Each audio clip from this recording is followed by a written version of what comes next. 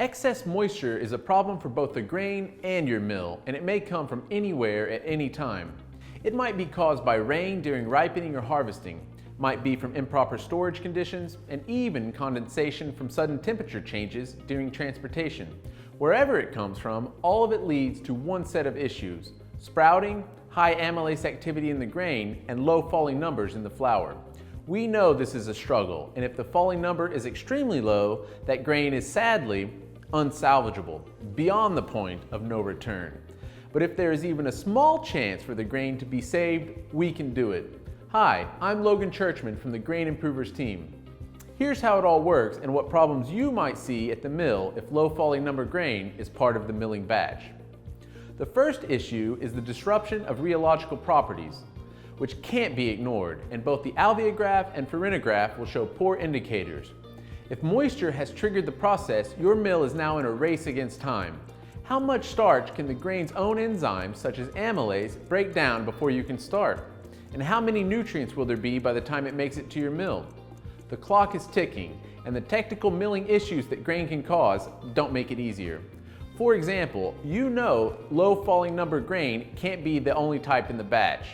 You will need to find the optimal ratio and sacrifice good grain, up to 50% of the batch, to produce at least a medium quality flour, which is still doomed to have bad rheological properties.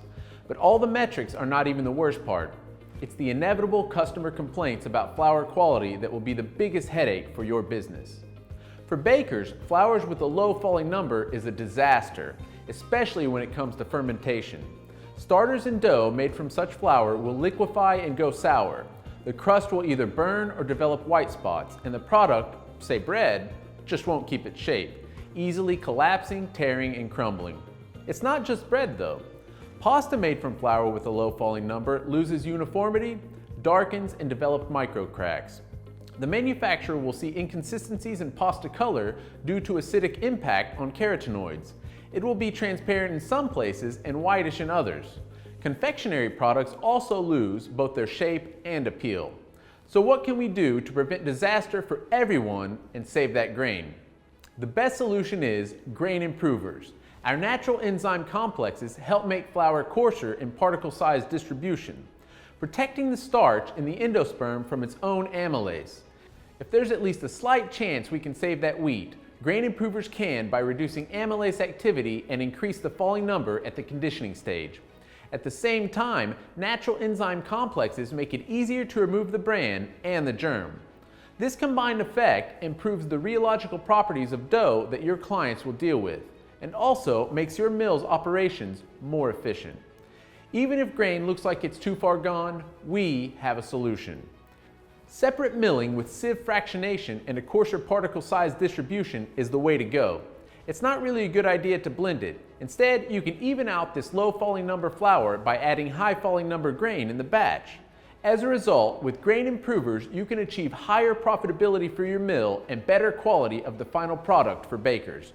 From a uniformly golden brown color and an extended shelf life for their bread, to optimal consistency of confectionery products and pasta.